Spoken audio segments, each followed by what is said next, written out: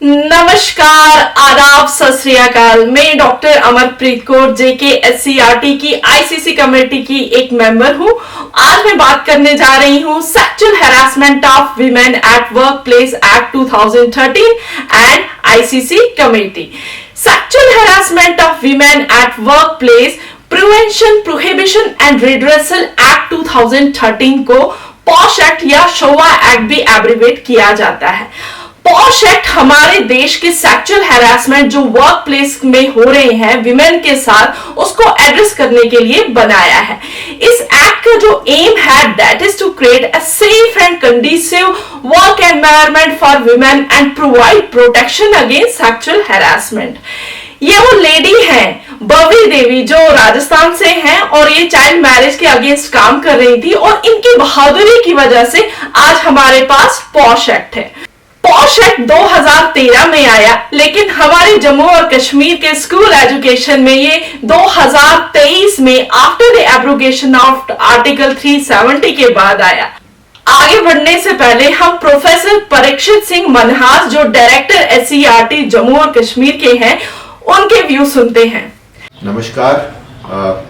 Prevention of sexual harassment act Jammu Kashmir में भी लागू हो चुका है एंड हम इसको निरंतर इस तरफ प्रयास कर रहे हैं कि ज़्यादा से ज़्यादा स्कूल एजुकेशन सिस्टम में हम इसके बारे में लोगों को जानकारी दे सकें, अपने सारे स्टेक होल्डर्स को पूरी इंफॉर्मेशन दे सकें और देख सकें कि किसी के साथ भी कुछ नाजायज़ या गलत हरकत ना हो। This prevention of sexual harassment act एक बहुत बड़ा पावरफुल टूल है जो गवर्नमेंट ऑफ इंडिया ने दिया है और हमारी पार्लियामेंट ने अप्रूव किया है और हमारे यहाँ पे भी after the abrogation of article 370 ये लागू हो चुका है। तो SCERT इसमें ये रोल प्ले कर रहा है कि वो सेंसिटाइज करता है जगह जगह जाके, स्पेशली स्कूलों में और बाकी स्टेक होल्डर्स में, डाइट्स में, जितने भी इंस्टीट्यूशन हमारे अंडर हैं उनको, और वहाँ पे किस तरह से इसकी एप्लीकेबिलिटी हो सकती है और वहाँ सेंसिटाइज करता है लोगों को कि उनकी क्या पावर्स हैं और किस तरह से उनको अंडर दिस एक्ट अपने आप को प्रोसीड करना है। इसके मद्दे नज़र हमने अपनी इंटरनल कंप्लेंट्स कमेटी भी बनाई है, ICC भी डेवलप की है, जिसका कि ये रोल है कि कॉन्स्टेंटली पूरी UT में, union territory of Jammu and Kashmir में काम करें और देखें कि इस एक्ट की proper implementation at least with in the स्कूली सिस्टम हो और सब लोगों को इसके बारे में जागरूकता हो। मैं इस मैसेज के द्वारा, इस मीडियम के द्वारा सबको ये कहना चाहूँगा कि अपनी सराउंडिंग्स की तरफ सतर्क रहें, ध्यान रखें और कोई भी गलत हरकत, नाजायज़ हरकत जो आपको मद्देनज़र आती है, इमीडिएटली कंसर्न अथॉरिटीज़ के नोटिस में उसे लाया जाए। नमस्कार। Thank you very much sir for your guidance.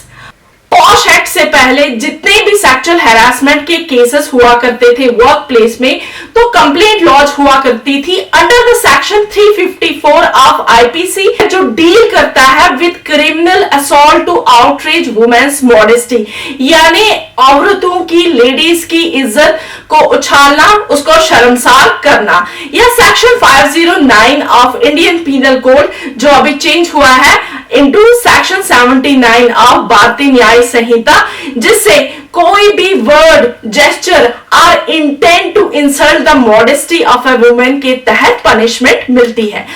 अब बात करते हैं विशाखा गाइडलाइंस की। विशाखा गाइडलाइंस सेट हैं प्रोसीजरल गाइडलाइंस जो डील करते हैं with the sexual harassment cases.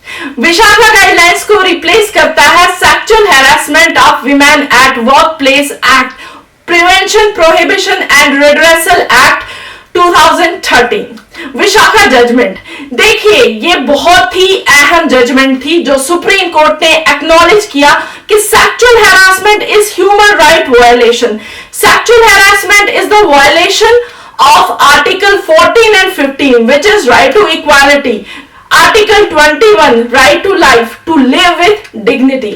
Objectives क्या है इस लॉ के?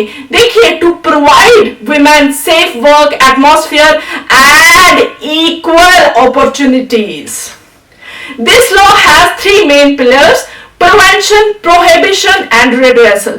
Sexual harassment, bullying of a nature or unwelcome या inappropriate promise या reward of exchange in sexual favors, यानी अगर आप ऐसा काम करते हैं हमारे साथ सेक्सुअल फेवर देते हैं तो आपकी प्रमोशन होगी। This is sexual harassment. Sexual harassment is violation of women's right to equality and dignity. चलिए सेक्सुअल हैरासमेंट को और अच्छे से समझते हैं। कोई भी अनवेलकम एक्ट या behaviour can be sexual harassment. Physical contact या एडवांसेस सेक्सुअल हैरासमेंट में आते हैं। जैसे कोई भी मेल जब ऑफिस में किसी फीमेल को बोलता है, आज आप बहुत सुंदर लग रहे हो, आपके कपड़े बहुत अच्छे हैं, क्या आपका कोई बॉयफ्रेंड है? तो these things are sexual harassment. And demand और रिक्वेस्ट फॉर सेक्सुअल फेवर हो सकता है। सेक्सुअली कलर्ड रिमार्क्स हो सकते हैं, जैसे आप बहुत खूबसूरत लग रहे हो आज आपने बहुत अच्छा ड्रेस पहना है, या अश्लील चीजें दिखाना। कोई भी ऑफेंसिव डेरोगेटरी पिक्चर या कार्टून दिखाना। अनवेलकम फिजिकल, वर्बल या non verbal conduct of sexual nature. Section 3 of this act क्या कहता है? जब भी कोई बॉस अपनी एम्प्लॉय को ये प्रॉमिस करता है कि अगर आपने मुझे सेक्सुअल फेवर दिया तो आपकी प्रमोशन होगी, आपको इंक्रीमेंट मिलेगा, दैट इज सेक्सुअल हैरासमेंट। और अगर आप ऐसा नहीं करते हैं तो आपकी डिमोशन होगी, दैट इज सेक्सुअल हैरासमेंट। अगर आप उसको थ्रेट देते हैं कि अगर आप ऐसा नहीं करते हैं तो आपका प्रेजेंट या फ्यूचर एम्प्लॉयमेंट स्टेटस जो है वो इफेक्ट होगा। देखिए, किसी भी फीमेल के वर्क में इंटरफियर करना सेक्सुअल हैरासमेंट है, या कोई एक ऐसा एनवायरनमेंट बनाना जो ऑफेंसिव हो या हॉस्टाइल हो, दैट इज सेक्सुअल हैरासमेंट। या उसको ह्यूमिलेटिंग ट्रीटमेंट देना जिससे उसकी हेल्थ और सेफ्टी पे इफेक्ट पड़े, दैट इज सेक्सुअल हैरासमेंट।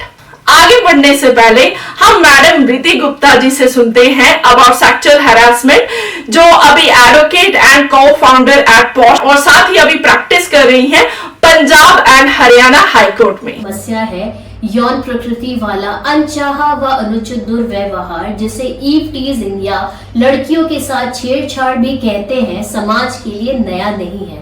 कार्यस्थल पर यौन उत्पीड़न के मामले हमेशा देखने को मिलते रहे हैं, जिसे ध्यान में रखते हुए भारत सरकार ने 2013 में पॉश एक्ट यानी यौन उत्पीड़न अधिनियम और नियम पारित किया, जिससे अंतर्गत पीड़ित महिला आखिरी घटना के 90 दिन के भीतर अपने कार्यस्थल के आईसी कमेटी के पास शिकायत दर्ज करा सकती है और संदिग्ध व्यक्ति के दोषी पाए जाने पर उसके खिलाफ कानूनी कार्यवाही करना अनिवार्य। धन्यवाद मैडम। अब वर्क प्लेस के बारे में जानते हैं।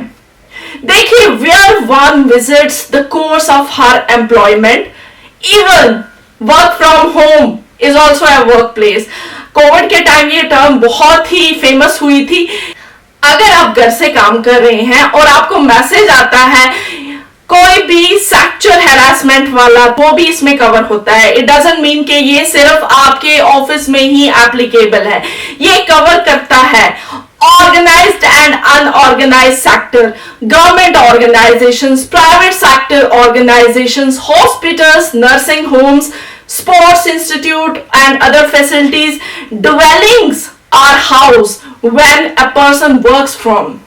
वर्कप्लेस एक्सटेंडेड फॉर्म में भी है, जैसे ऑफिस की पार्टीज हुआ करती हैं, अगर सेक्सुअल हैरासमेंट वहां पे भी हो रही है तो that party will be considered as workplace. Off sites हो सकती हैं, आउटबाउंड ट्रेनिंग्स है, क्लाइंट मीटिंग्स है, ट्रेनिंग सेशंस है, ट्रैवल फॉर ऑफिस पर्पस है।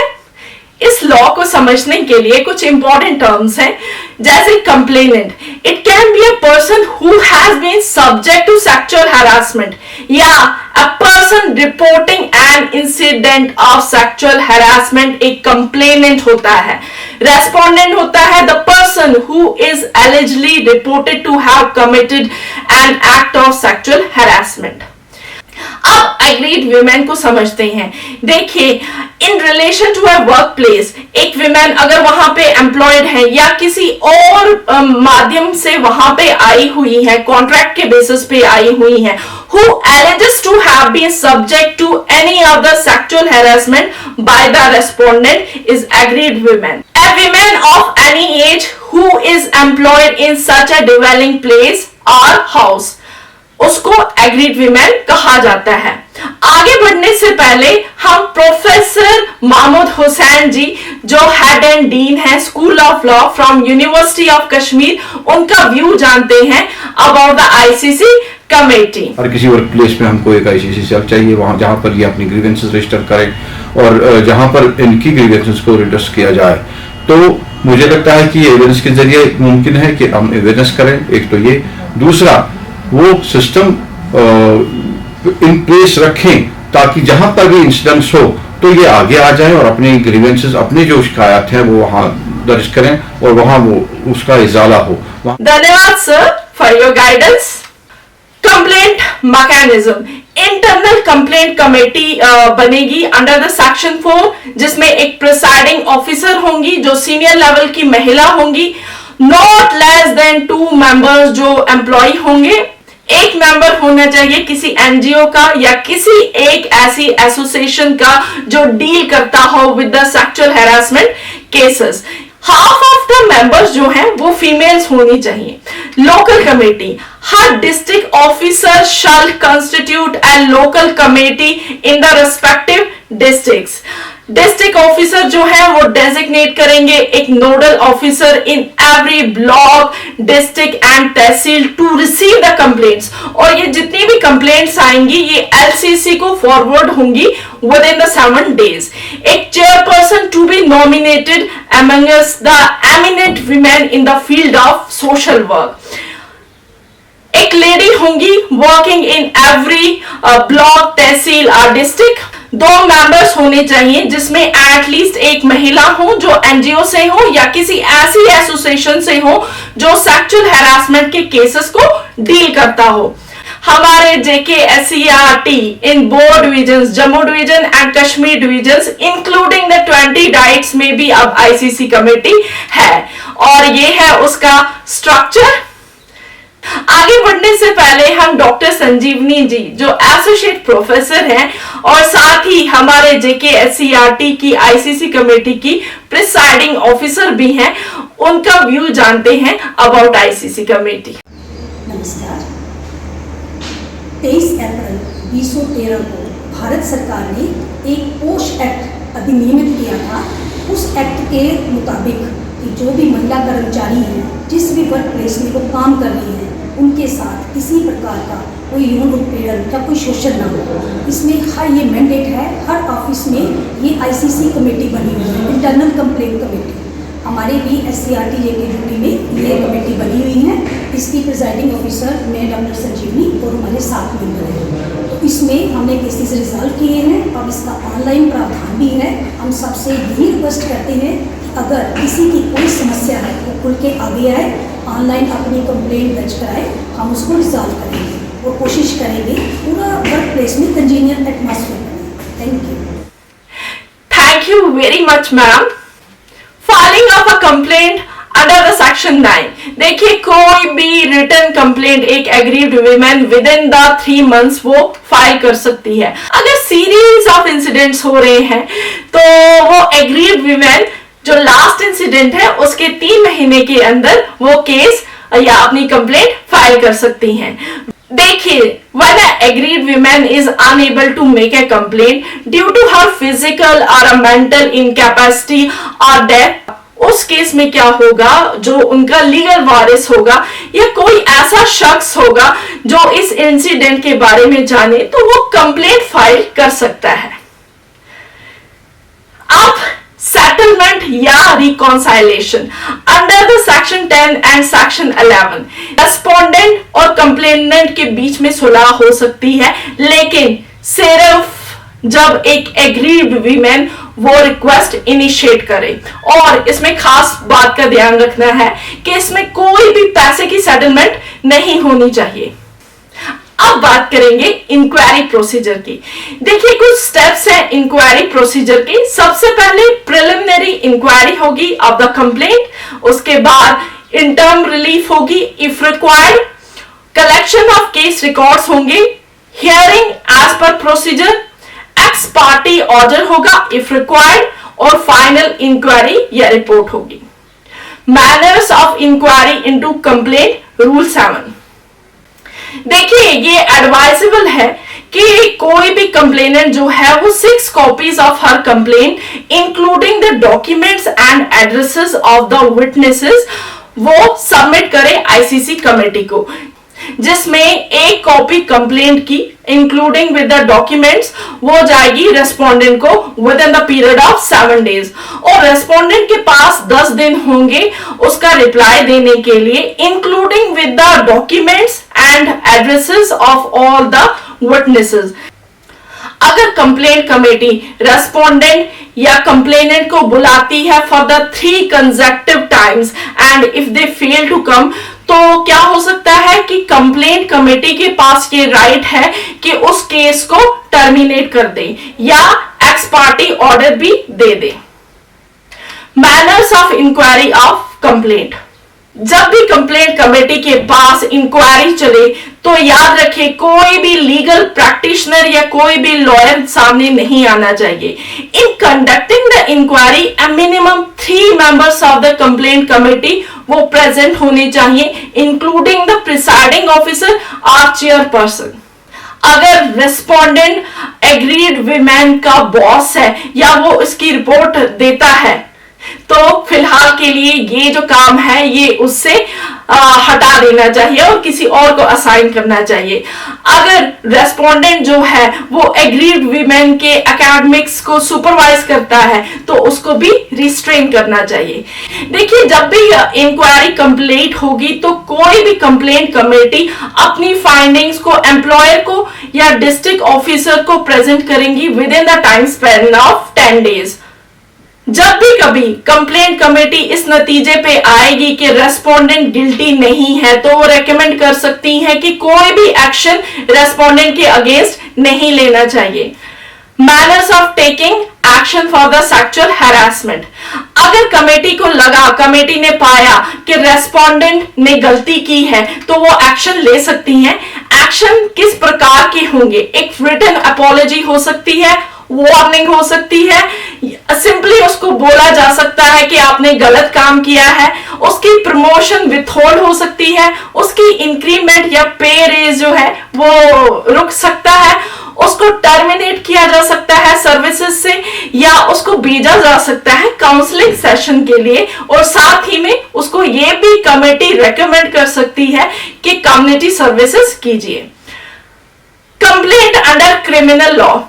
देखिए, अगर प्राइमा फेसी केस एग्जिस्ट करता है यानी कमेटी के पास सफिशिएंट एविडेंस है तो under the section 509 of IPC या 79 ऑफ भारतीय न्याय Sanhita within the period of 7 days ये केस पुलिस को फॉरवर्ड होगा।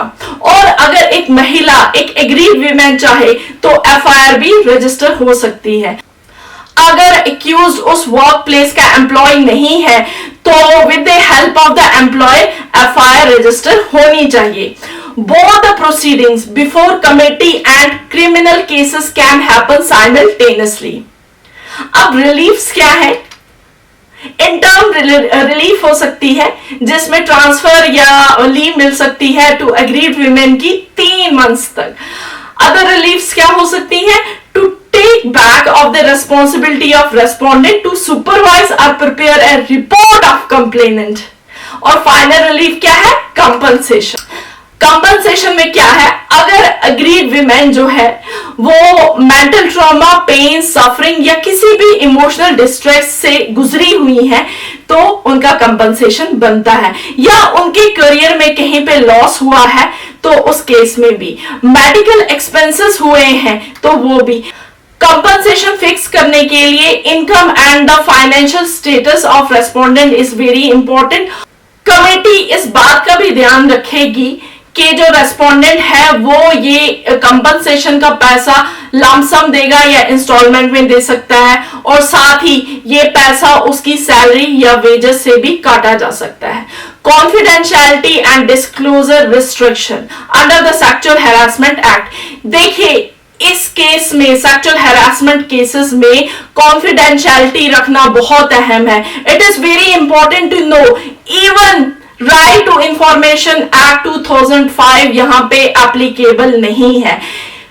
कंप्लेनेंट, रेस्पोंडेंट, विटनेसेस किसी की भी कोई इंफॉर्मेशन डिस्क्लोज नहीं होगी, लेकिन information about the justice achieved for the victims of the sexual harassment share हो सकती है।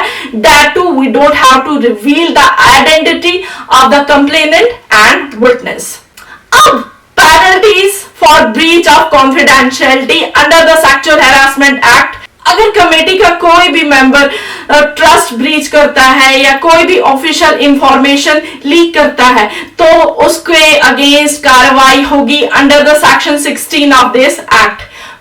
यहां पे बात करेंगे हम मलेशियस कंप्लेंट। देखिए, अगर कमेटी को पता चला कि ये जो कंप्लेंट फाइल हुई है इस महिला की तरफ से जो गलत है, तो उस केस में वो क्या करेगी, वो एम्प्लॉयर या डिस्ट्रिक्ट ऑफिसर को रेकमेंड करेगी कि इस लेडी के अगेंस्ट इंक्वायरी स्टार्ट की जाए।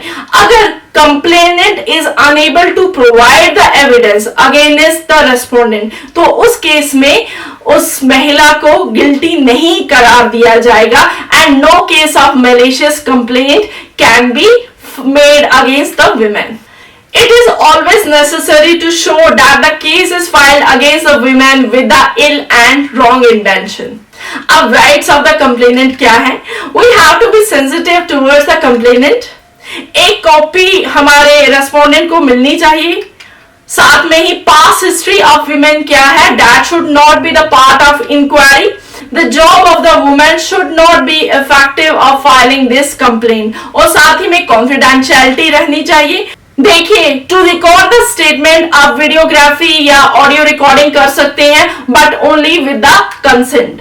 अगर महिला एफआईआर रजिस्टर करवाना चाहती हैं तो उनको हेल्प की जाए और साथ ही असिस्टेंस दी जाए अगर वो अपील करना चाहती है सिविल कोर्ट या इंडस्ट्रियल ट्रिब्यूनल में। अब राइट्स ऑफ रेस्पोंडेंट क्या है? The respondent should get opportunity to present his case. एक कॉपी मिलनी चाहिए उनको और सफिशिएंट टाइम टू रिप्लाई, और वो अपील कर सकते हैं साथ ही में in civil court and industrial tribunal. When the ICC committee can forward the complaint to police under the section 509 of IPC and section 79 of BNS, अगर कमेटी को लगे तो वो फॉरवर्ड कर सकती हैं केस को पुलिस को with in the period of 7 days, और in case of non compliance by the respondent उस केस में भी ICC फॉरवर्ड कर सकती है इस केस को पुलिस को। क्या टाइम लिमिट एक्सटेंड हो सकता है 3 महीने से?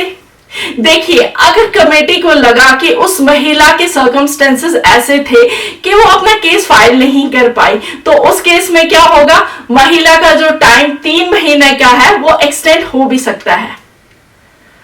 यहां पे हम बात करने जा रहे हैं भारतीय न्याय संहिता जो 1 जुलाई 2024 से एप्लीकेबल है। तो सबसे पहले सेक्शन 76 असॉल्ट और यूज ऑफ क्रिमिनल फोर्स, जिससे एक महिला शर्मसार हो जाए, उस केस में सिंपल या रिग्रेस इम्प्रिजनमेंट हो सकती है 3 साल के लिए और बढ़ के जो 7 साल के लिए भी हो सकती है। Section 79 insulting the modesty of a women, uttering any word, making any sound or a gesture जिससे एक महिला की मॉडेस्टी, उसकी इज्जत में फर्क पड़े, तो उस केस में सिंपल इम्प्रिजनमेंट हो सकती है 3 साल की और साथ ही में फाइन भी हो सकता है। इस बारे में हम और जानते हैं हमारी डॉक्टर साहिबा डॉक्टर सबा मंजूर जी से, जो असिस्टेंट प्रोफेसर हैं at school of law, university of Kashmir. Our criminal code, our criminal laws, like the other laws in the country, they give a lot of emphasis on the protection of women. जो हमारा IPC है, Indian penal code, जो भी change होने वाला है 1 जुलाई से, I believe भारतीय न्याय संहिता आ रहे हैं। सो इंडियन पीनल कोड में, क्रिमिनल लॉ में भी एक औरत की सेफ्टी को सबसे ज़्यादा इम्पोर्टेंस दी गई है, और criminal force against a women with an intention of outraging her modesty. एक लेमैन लैंग्वेज में कहेंगे, किसी औरत के साथ फोर्स यूज करना, ये जानते हुए या इस इंटेंशन के साथ कि उसकी आप मॉडेस्टी आउटरीच करें। अब ये मॉडेस्टी क्या हो, जो पर्सनल बाउंड्रीज एक वुमन की होती है, जो क्या कहते हैं पर्सनल स्पेस एक औरत की होती है, उसे आप उसकी मॉडेस्टी बोलते हैं। जो स्पेस को इन्वेड करना, उस पर्सनल स्पेस को इन्वेड करना बोलते हैं, उसे बोलते हैं आउटरेजिंग मॉडेस्टी। नाउ जहां तक आउटरेजिंग ऑफ मॉडेस्टी का सवाल है, please remember outraging of modesty does not necessarily always involve use of physical force, कि आप फिजिकली एक औरत का से फॉर एग्जाम्पल होता ना खासा कोई दुपट्टा छीन दे सड़क पे, that is example of outraging modesty. लेकिन आउटरेजिंग ऑफ मॉडेस्टी हमेशा फिजिकली नहीं जरूरत है, आपको एक्शन से नहीं होता, वो वर्बली भी हो सकता है। कोई एक ऐसी सिचुएशन आप क्रिएट करें जहां पे एक औरत को अनसेफ फील हो, जहां पे एक औरत को अननेसेसरी सेक्सुअल एडवांसेस फील हो, उसको आप बोल सकते हैं that the modesty of a woman has been outrage, और इसको बहुत सीरियसली लिया गया है। ये जो ऑफेंस है, ये ऑफेंस जो है ये नॉन कंपाउंडेबल है। नॉन कंपाउंडेबल का मतलब ये है कि इसमें आप सुलह नहीं कर सकते हैं कोर्ट के बाहर, यानी ये कॉग्निजेबल है और नॉन बेलेबल है, यानी कि इसमें अरेस्ट हो सकता है विदाउट वारंट, और ये नॉन बेलेबल है, यानी कि bail as a matter of right नहीं मिल सकता है। इतना सीरियसली इसको लिया गया है कि इसमें इम्प्रिजनमेंट जो है, 1 साल की पनिशमेंट मैंडेटरी है। पनिशमेंट जो है वो 5 साल तक जा सकती है, लेकिन कम से कम 1 साल की पनिशमेंट इस ऑफेंस के लिए मिलनी ही मिलनी है। दूसरा ऑफेंस जो डील किया गया है भारतीय न्याय संहिता में, वो है सेक्शन 78, जो डील करता है with gestures which are intended to insult the modesty of a woman. यानी कि सिर्फ इतना नहीं कि आप औरत की मॉडेस्टी आउटरेज करें, अगर आप क्या कहते हैं उसकी आप ऐसे अल्फाज इस्तेमाल करते हैं, आप ऐसे जेस्चर्स इस्तेमाल करते हैं जिससे एक औरत को इंसल्ट फील हो, उसको अपनी पर्सनल बाउंड्रीज लगे कि इन्वेड हो रही है, उसमें भी क्या कहते हैं उसको भी लॉ बहुत सीरियसली लेता है, और उसमें भी 3 साल तक की सजा और मैंडेटरी फाइन होता ही होता है। Thank you very much ma'am. अब हम यहाँ पे बात करेंगे सेक्शन 75 ऑफ भारतीय न्याय संहिता, sexual harassment by a male. Any physical contact या एडवांसेस जैसे डिमांड या request for the sexual favour या अश्लील चीजें दिखानी, मेकिंग सेक्सुअली कलर्ड रिमार्क्स, उस केस में क्या ऑफेंस है? Rigorous imprisonment for a term which may extend to 3 years with fine or both, या offence punishable with a simple rigorous imprisonment for a term which can extend to 1 year और fine या both. इस बारे में हम जानते हैं अपनी एडवोकेट मिस स्मृति गुप्ता जी से। भारतीय न्याय संहिता के धारा 75 के तहत यौन उत्पीड़न एक दंडनीय अपराध है यदि कोई व्यक्ति महिला के साथ दुर्व्यवहार करता है या यौन संबंध कायम करने की मांग करता है या महिला के इच्छा के विरुद्ध उसे अश्लील सामग्री दिखाता है या यौन टिप्पणियां करता है, तो उसे भारतीय न्याय संहिता के तहत कारावास या जुर्माना या दोनों भी हो सकता है। पीड़ित महिला अपने साथ हुए दुर्व्यवहार की जानकारी अपने कार्यस्थल के आईसी कमेटी या नजदीकी पुलिस स्टेशन में दे सकती है, जिसके पश्चात संदिग्ध व्यक्ति पर कार्रवाई होगी। Thank you ma'am, thank you very much. यहाँ पे हम बात करेंगे भारतीय न्याय संहिता का सेक्शन 78 स्टॉकिंग।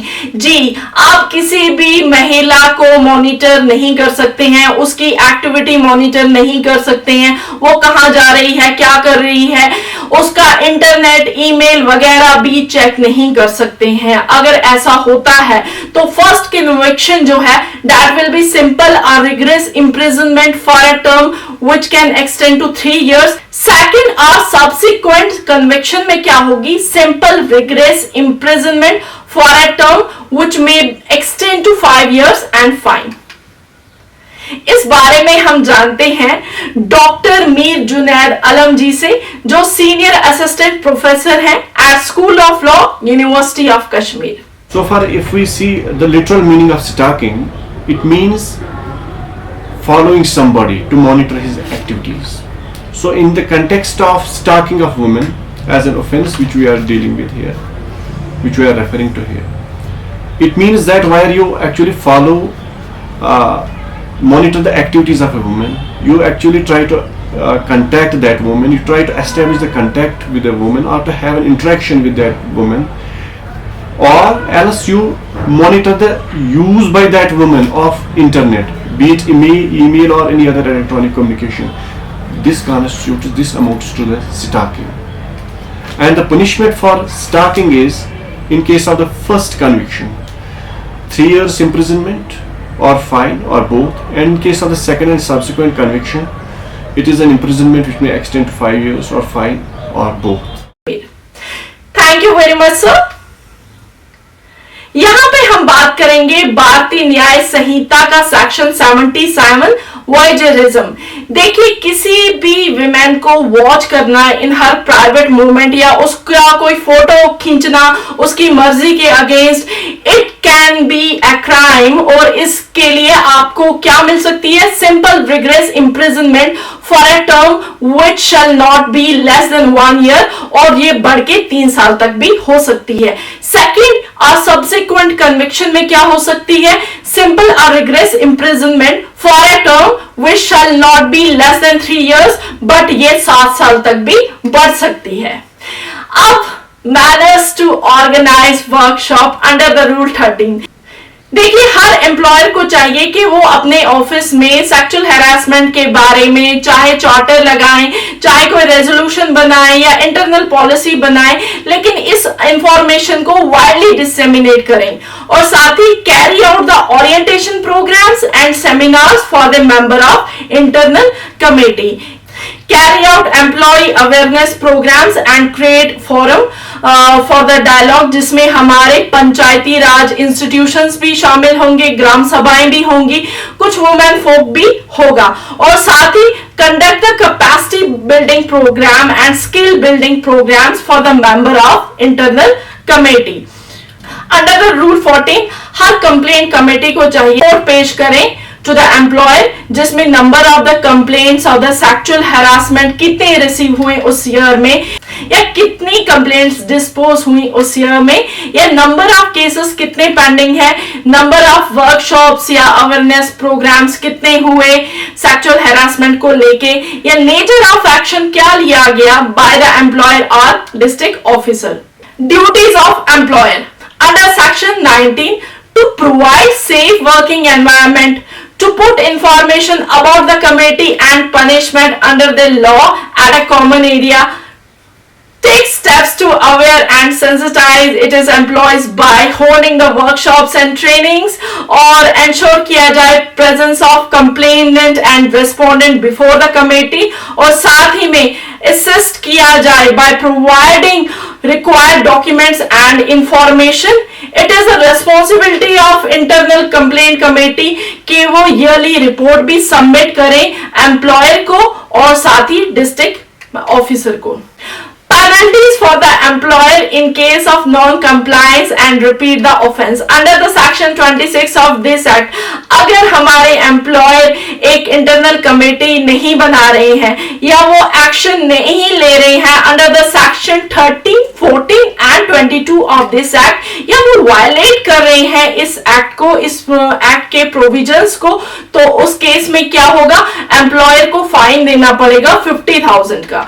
और अगर वो फिर से रिपीट करते हैं तो उस केस में क्या होगा? उनकी जो पनिशमेंट है वो डबल हो जाएगी, यानी अगर उनको पहले केस में 50,000 देना था, अब 1 लाख देना है, और साथ ही में cancellation and no renewal of their business licence और रजिस्ट्रेशन।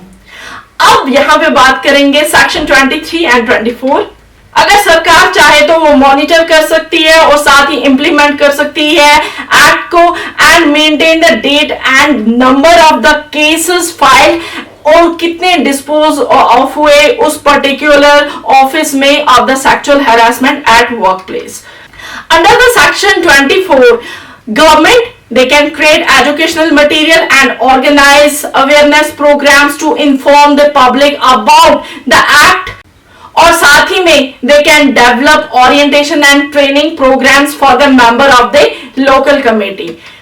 Section 25, पब्लिक इंटरेस्ट में या for the protection of women employ, हमारी सरकार क्या कर सकती है? रिक्वेस्ट कर सकती है एम्प्लॉय या डिस्ट्रिक्ट ऑफिसर को to provide information on sexual harassment, authorise कर सकती है किसी भी ऑफिसर को to inspect records and work place related to the sexual harassment and submit a report within a specified period.